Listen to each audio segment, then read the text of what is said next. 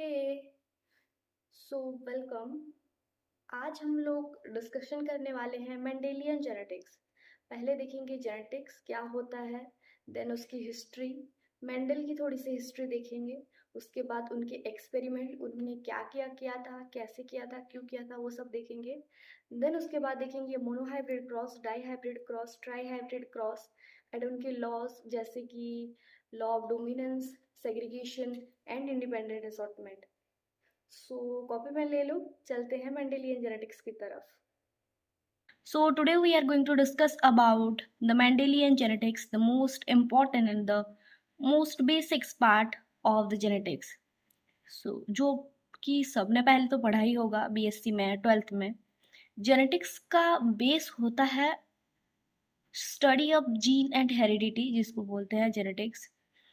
Genetics का नाम सुनते ही सबसे पहले जो इंसान का नाम माइंड में आता है वो है Mendel, sir Gregor Johan Mendel, who is known as the father of genetics. But the term genetics was given by Bateson, which means genesis, which means to grow.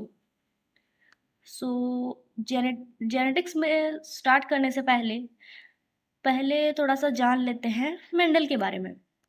Mendel is the father of genetics. He was born on Moravia 1822। Schooling उनका complete हुआ 1840 में। 1843 में university of Vienna में गए पढ़ने। उनका subject था physics, math, psychology, natural science and उसके बाद वो एक टीचर बने, साइंस टीचर, ब्रोन में। देन उनका एक्सपेरिमेंट जो उन्होंने परफॉर्म किया था एक चर्च के बैकयार्ड में, बोला जाता है कि वो वहाँ फादर का काम करते थे, और उनका एक्सपेरिमेंट हुआ 1856 to 1863 for the 7 years. Then he present his experiment in front of Natural History Society of Brunn. Then his paper was entitled as Experiment in Plant Hybridization in German language. So his paper published for the first time in 8th of February 1865, then second time in 8th of March 1865, then his death 1884. But his work was rejected by the other scientists because he do not belongs to this particular field. Then after his death in 1900, तीन scientist आए, Hugo de Vries, Carl Correns and Erich von Tschermak. उन्होंने फिर से वही experiment को repeat किया। The whole Mendel work was published in Flora. Then Carl Scorens converted the Mendel's words into his law. So what was Mendel's experiment? Mendel performed his experiment with Pisum sativum, the garden pea, for the 7 years. His experiment was basically on hybridizations of plant. He took 7 contrasting characters, 7 genes, each with 2 alleles, a dominant and a recessive one. Why garden pea? Garden pea has distinguishable contrasting characters. It is short-lived annual plant. Self-pollination can be done. Not a tree or a heighted plant. Easy to pollinate and germinate. Easy to grow and maintain. So basically, उन्होंने garden pea को इसीलिए लिया था क्योंकि वो एक annual plant था और उसमें इजीली वो पॉलिनेशन करवा सकते थे। वो कोई ऐसा प्लांट नहीं था कि जो साल साल भर तक जिएगा, उसका लाइफ शॉर्ट था, मतलब जल्दी उसमें फ्लावरिंग आएगा, जल्दी फ्रूटिंग आएगा, इसीलिए उन्होंने उसे लिया। Then what are the 7 contrasting characters chosen by him? Plant height, seed color, seed shape, pod color, flower position, flower color. All the characters all the characters have two traits. One is dominant and a recessive. So the dominant was symbolized by the capital letter, and the same capital letter denotes for the recessive characters, and so on. So first is monohybrid cross. What is monohybrid cross? Monohybrid cross is when the cross is done between a single particular characters with two different alleles. For example, height of the plant. First parental generation में हम लेते हैं capital T crossed with small t. Then the gametes will be capital T and small t, then cross to form the capital T small t in F1 generation. Then after selfing of F1 generation means capital T small t cross with capital T small t gives F2 generation, that is capital T small t, capital T small t, capital T small t, sorry, capital T, capital T, capital T small t, capital T small t, and small t small t. One capital T, two recombinant, that is capital T small t, and a recessive one, that is small t, which gives the genotype 1:2:1, that is capital T 1, capital T small t 2, and small t 1. And the phenotype tall is to dwarf gives 3:1. From the monohybrid cross, he concluded two laws, that is law of dominance and law of segregation. So basically यहाँ पे हुआ क्या कि एक characters को लिया और उसके दोनों एलील को क्रॉस किया, तो क्या मिला, एक F1 जनरेशन मिला जिसमें एक रिकॉम्बिनेंट मिला, जबकि पेरेंट्स में एक प्योर टॉल और एक प्योर ड्वार्फ था. देन जब F1 जनरेशन को सेल्फिंग किया गया, देन 4 प्रोजनी में से एक था प्योर टॉल एंड एक था प्योर ड्वार्फ, एंड 2 रिकॉम्बिनेंट्स मिले जो कि टॉल थे. उसके बाद उन्होंने 2 लॉज दिए, law of dominance and law of segregation. So what is law of dominance? What is law of dominance? The law of dominance states that in a heterozygous condition, only one of the allele is able to express itself. That one allele which able to express itself is called as dominant, and which gets suppressed is called as recessive. The recessive character only expressed in homozygous condition. So उन्होंने क्या कहा कि जब एक characters के 2 trades होते हैं और उनको क्रॉस किया जाता है, तो उनमें से एक जो एक्सप्रेस करता है सबसे अच्छे तरीके से वो होता है डोमिनेंट, और वो दूसरे कैरेक्टर को सप्रेस करता है, और जो सप्रेस होता है उसे उन्होंने कहा रिसेसिव कैरेक्टर्स. और जो रिसेसिव कैरेक्टर होगा वो बस होमोजाइगस कंडीशन में ही एक्सप्रेस करेगा. Then what is law of segregation? It says that when alleles are present in heterozygous condition, then they don't interact with each other. Both of the allele are able to maintain their purity and identity at the time of gametogenesis, anaphase of meiosis. They separated and segregated in their pure form. So it is also called as law of purity of gametes. So basically यहाँ पे उन्होंने कहा कि दोनों characters में से जब heterozygous condition आएगा, मतलब capital T and small T आएगा, वहाँ पे वो इंटरेक्ट नहीं करेंगे एक दूसरे के साथ और सेग्रीगेट कर जाएंगे with their purity and identity. ये कब देखा जाएगा? एनाफेज ऑफ मेयोसिस में होगा, जहाँ पे वो लोग प्योरली सेग्रीगेट करते हैं, इसीलिए इसको बोलते हैं law of purity of gametes. Then come to the dihybrid cross. Dihybrid cross में 2 कैरेक्टर्स लेते हैं जिनके 4 डिफरेंट एलील आते हैं और फिर उनको क्रॉस करते हैं. एग्जाम्पल से समझते हैं. सीड कलर और सीड सेफ. सीड कलर में डोमिनेंट होगा येलो और रिसेसिव होगा ग्रीन. ठीक वैसे ही सीड सेफ में राउंड होगा डोमिनेंट और रिंकल्ड होगा रिसेसिव. जब दोनों को एक साथ मिला के क्रॉस करेंगे उसे बोलते हैं dihybrid cross. So as usual दोनों का होमोजाइगस फॉर्म लेंगे, capital Y capital Y capital R, then small Y small Y small R, जिसे बोलेंगे एफ नॉट जेनरेशन और पी जेनरेशन और पेरेंटल जेनरेशन।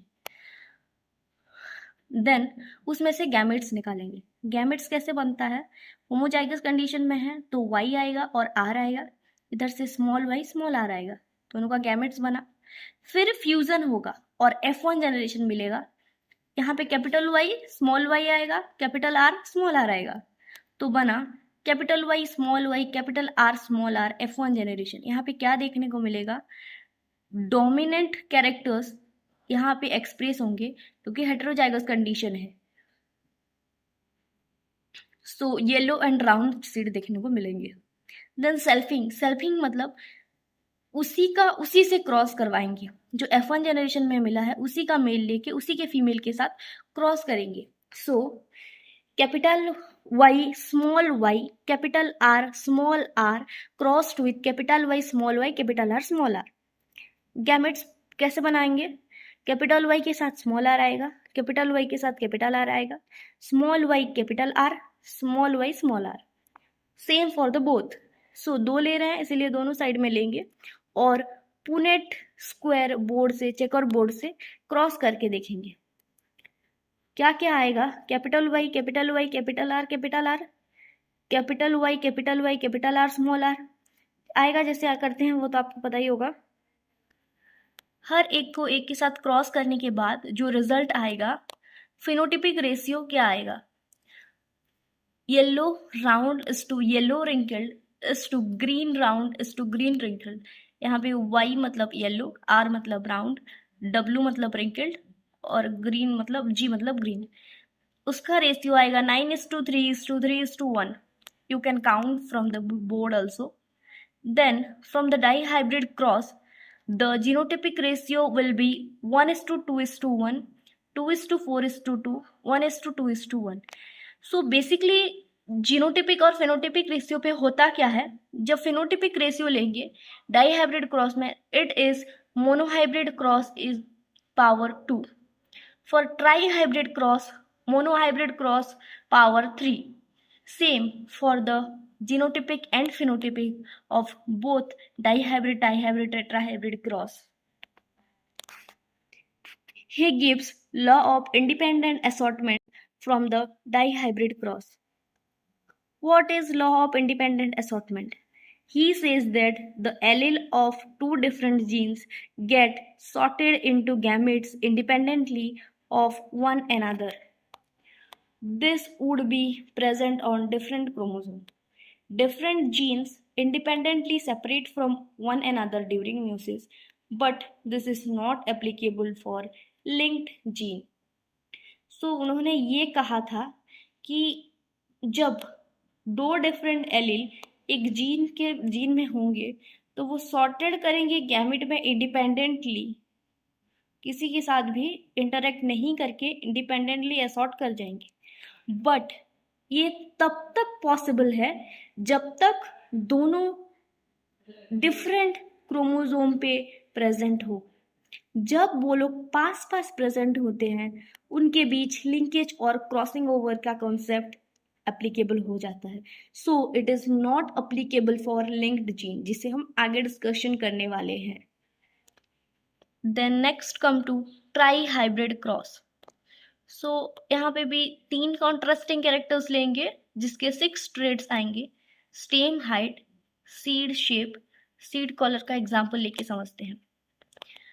तीनों का पहले प्योर फॉर्म लिया गया F0 जेनरेशन की में, देन गैमेट्स फॉर्मेशन हुआ, capital T capital R capital Y, small t small r small y। Then F1 generation में जो रिकॉम्बिनेंट मिला उसको सेल्फिंग किया उसी के साथ, और ये रहे गैमेट्स बनाने के ट्रिक्स। यहाँ पे बहुत ज़्यादा गैमेट्स हैं तो कन्फ्यूज़न ना हो इसीलिए हम इस तरह बनाते हैं। पहले कैपिटल T को लेंगे, उसके साथ R, एक कैपिटल R एक स्मॉल r लेंगे, कैपिटल R के साथ फिर एक कैपिटल Y स्मॉल y लेंगे। ठीक उसी तरह नेक्स्ट स्मॉल t लेंगे, उसके साथ फिर से कैपिटल R स्मॉल r लेंगे, कैपिटल R के साथ कैपिटल Y स्मॉल r के साथ capital Y small y। do the same for the both male and female and cross them. After the cross, we will get the phenotypic and genotypic ratio as per we discussed 3:1 to the power 3, that is phenotypic ratio, and 1:2:1 to the power 3, that is genotypic ratio. आप लोग देख सकते हैं कि क्या क्या result आएगा. Then calculation of gamete, जो एक बहुत इंपॉर्टेंट पार्ट है. एक फॉर्मूला आता है गैमेट कैलकुलेशन में 2 to the power n. Here n is the heterozygous pair present.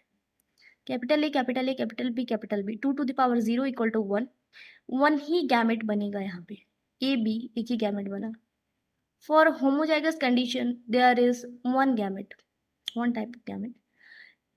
Capital A capital B small B. Here यहाँ पे दो हेटेरोजाइगस है, ए और B. Capital A small A capital B small की B, तो 2 to the power 2 equal to 4 gametes.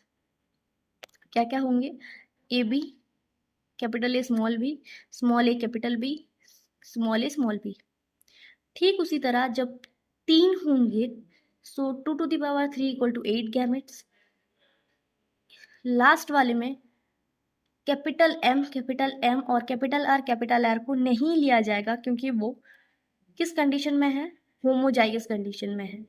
So 2 to the power 3 equal to 8. तो हो गया. एक क्विक रिव्यू लेते हैं कि आज हमने क्या क्या किया. पहले हमने देखा जेनेटिक्स क्या होता है, फिर मेंडल्स के बारे में जाना, मेंडल्स की हिस्ट्री, देन उनका एक्सपेरिमेंट, उन्होंने किस चीज़ पे एक्सपेरिमेंट किया, गार्डन पी के ऊपर किया तो क्या एक्सपेरिमेंट किया, कैसे किया, गार्डन पी ही क्यों लिया, then monohybrid cross, dihybrid cross, trihybrid cross, उनके रेशियोज. मोनोहाइब्रिड क्रॉस में से जो रेशियो मिला 3:1 phenotypic and 1:2:1 genotypic. Then monohybrid cross में से जो दो मिले लॉस, उनको देखा, law of dominance, law of segregation. Then dihybrid cross, दो कैरेक्टर्स लेके जो हमने किया क्रॉस, जिसमें हमें मिला 9:3:3:1 रेशियो में फिनोटाइप्स एंड 1:2:1, 2:4:2 एंड 1:2:1 में मिला जीनोटाइप. जो हमने डिस्कस किया कि 3:1 का स्क्वायर होगा और 1:2:1 का स्क्वायर होगा क्योंकि मोनोहाइब्रिड के पावर में करते हैं डाईहाइब्रिड का, इसीलिए. देन हमने देखा कि उस पर से लॉ ऑफ इंडिपेंडेंट असॉर्टमेंट आता है. लॉ ऑफ इंडिपेंडेंट असॉर्टमेंट कहाँ तक काम करता है? जैसे कि लिंक्ड जीन में वो एप्लीकेबल नहीं है.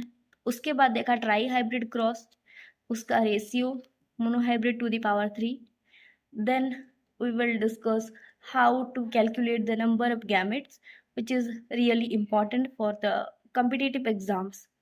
So that's all for the today, and we will meet you soon in the next video. Till then, bye bye, take care.